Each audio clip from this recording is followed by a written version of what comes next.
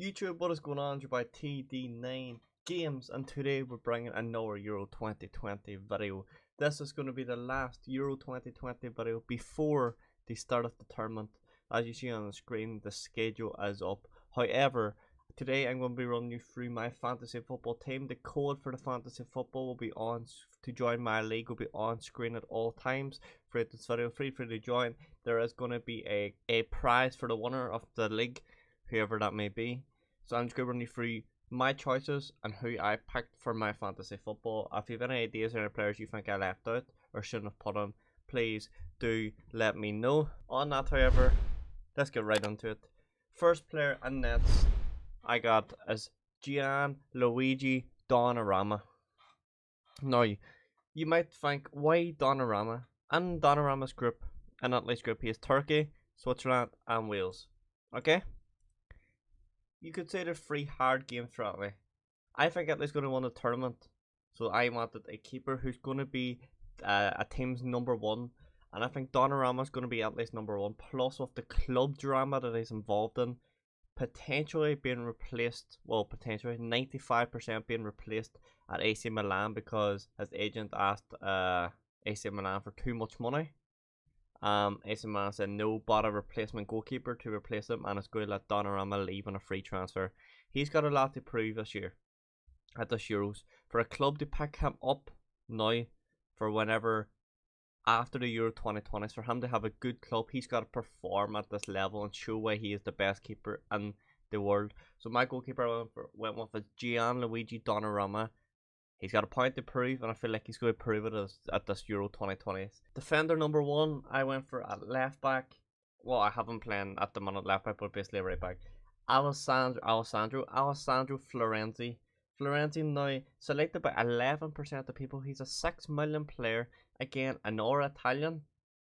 He's played good in qualification. Italy are unbeaten 27 games. Florenzi has a few assists for his club this year. He's had a few assists for Italy through qualification. I feel like he's a good player at the back. He's at least sort of answer to what we call maybe like Trent Alexander-Arnold, if you want to put it in like England Premier League football terms. So I went with Florenzi, a nice 6 million defender just to kick it off. Perfect right back option as well. Now let's go straight to the next fullback. Next fullback, I went for Arsenal ex-Celtic player Kieran Tierney. Now, Scotland have England, Croatia and Czech Republic as their 3 games. As Scotland getting out of their group, I feel like they'll finish 3rd and go through to play, make their round of 16 from there. However, Kieran Tierney and Andrew Robertson are Scotland's 2 fullbacks. They have 2 good left backs. One of them plays on the right hand side. I think it's Kieran Tierney from as far as I remember. Scotland don't have the best defense. Okay, Scotland are going to let in goals against England and Croatia. Yes. However, I need a defender, a fullback who's very attacking minded and who might be able to get an assist or 2 for in the group stages and then through to the round of 16. Pick up bonus points here and there, and I think Kieran Tierney is the perfect player for 5 million as well. A lot cheaper than Florenzi, $1 million cheaper.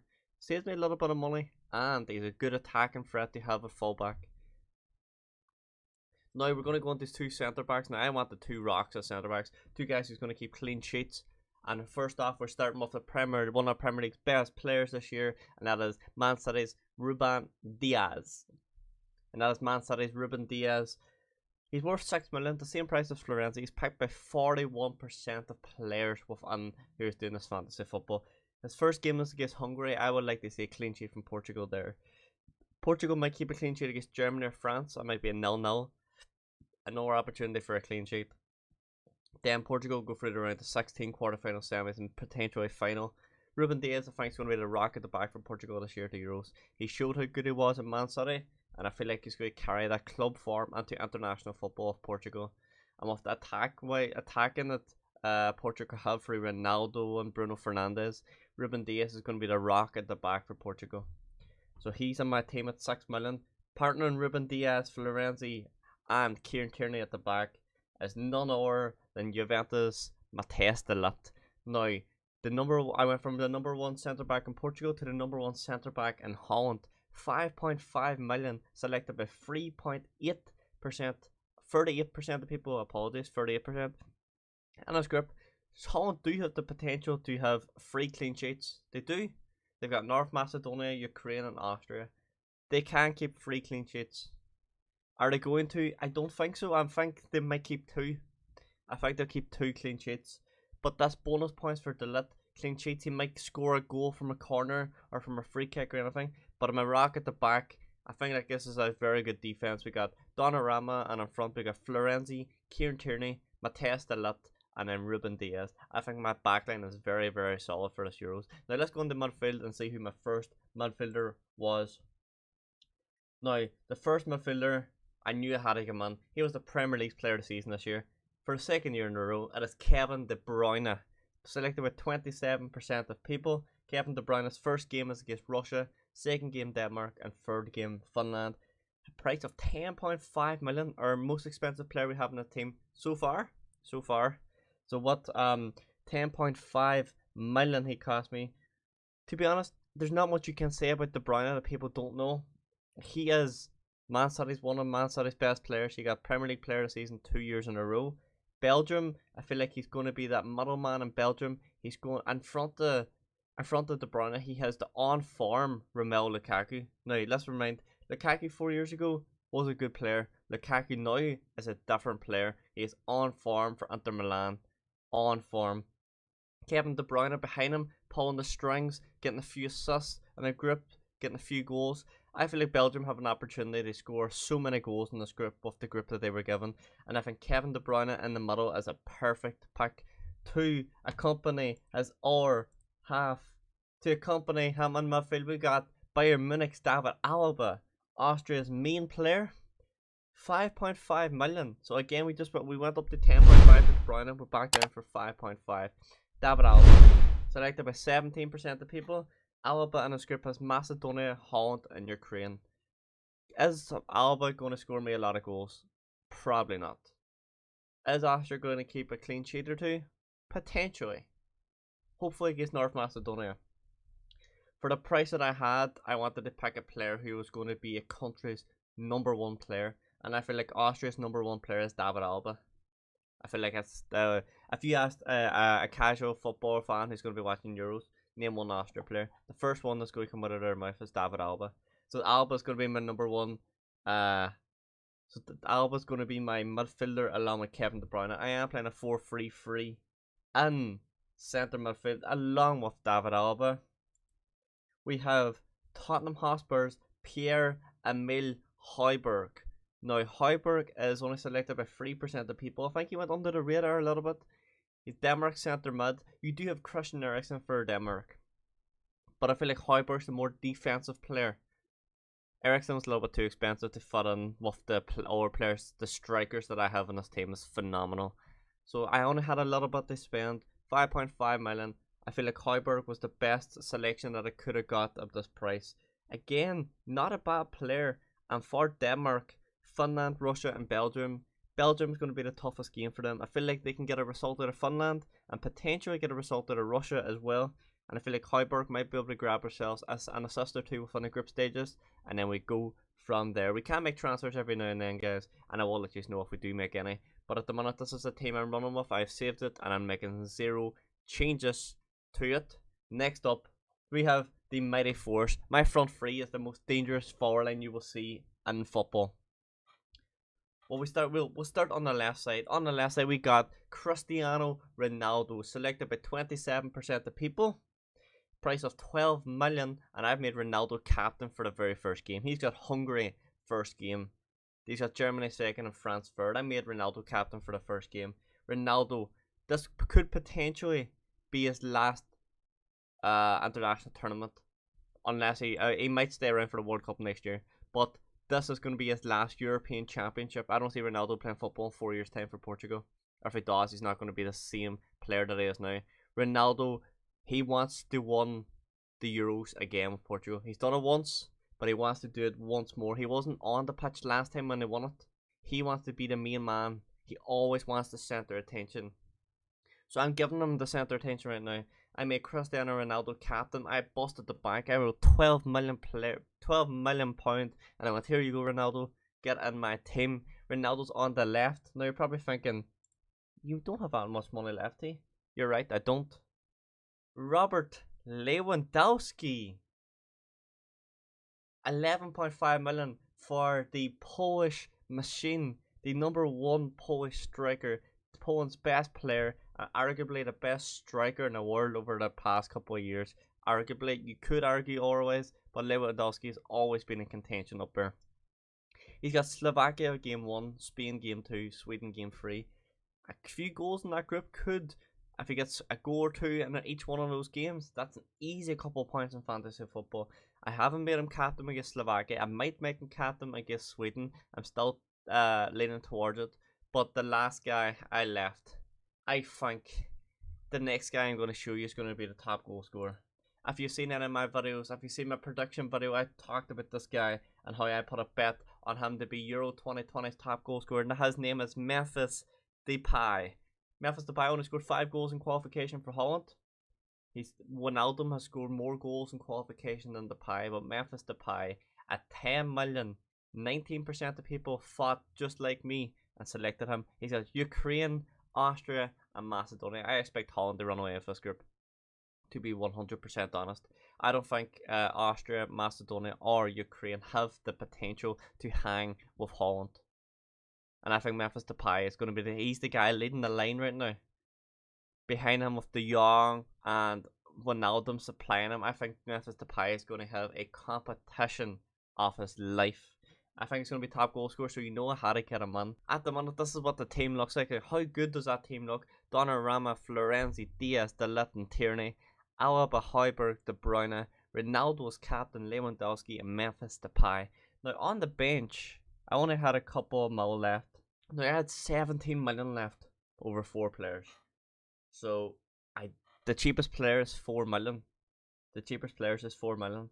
So I had to get 3 4 million players, or 2 3 4 million players, and a 5 million player on the bench. This is the way I worked it.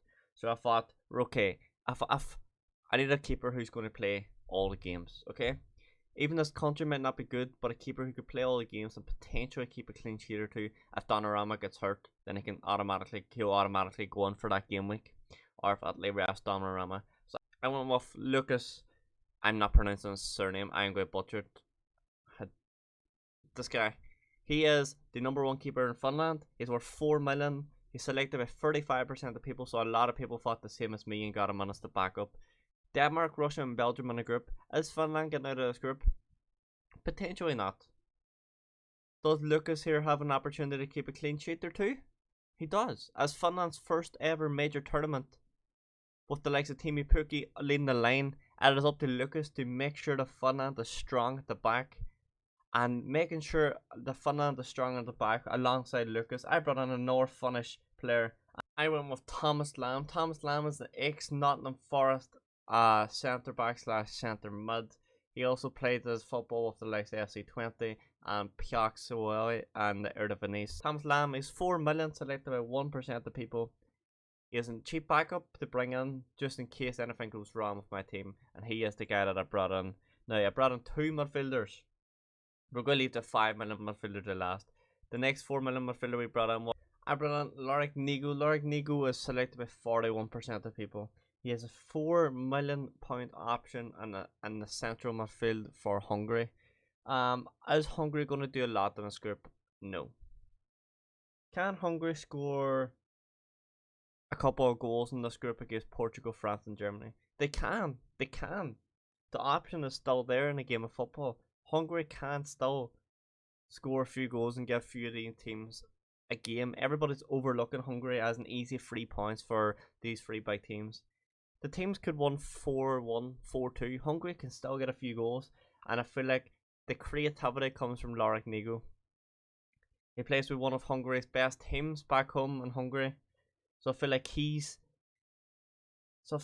was a cheap option for 4 million. I had to get him on the bench. Obviously, 40% of people, over 40% of people thought the same as me and brought him on. Now, the last guy I brought in, I had 5 million to spend on my midfielder. I went looking and looking. Ethan Ampadu. Now, this man is still at Chelsea Football Club. He has had loan spells at Sheffield United and Leipzig. He's over 20 caps already for the Wales national team. I feel like for 5 million, only 1% of people selected him. Will he start in Wales' centre mid or centre back partnership?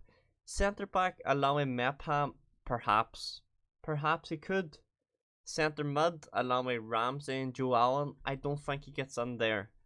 He will be coming off a bench in those games, I can guarantee you. And with a group of Switzerland, Turkey, and Italy, a 5 million pickup at Ethan Ampadu, who is a player I was very impressed with in real life whenever I seen him play.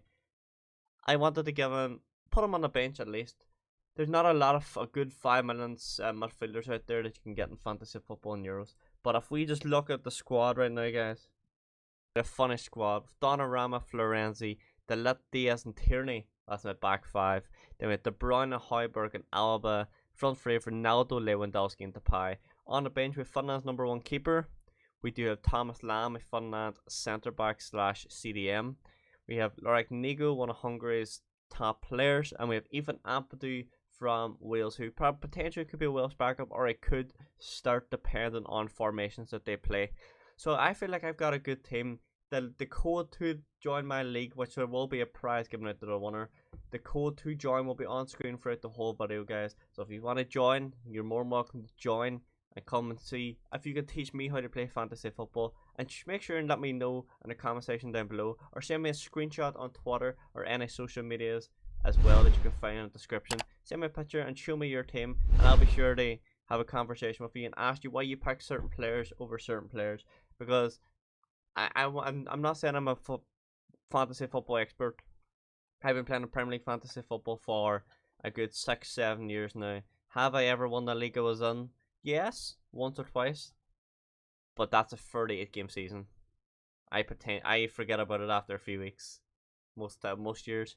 This one, however, I will not be forgetting about it. I will be in the pub every day. I'll be watching every game I can when I'm not at work. So guys, I appreciate y'all.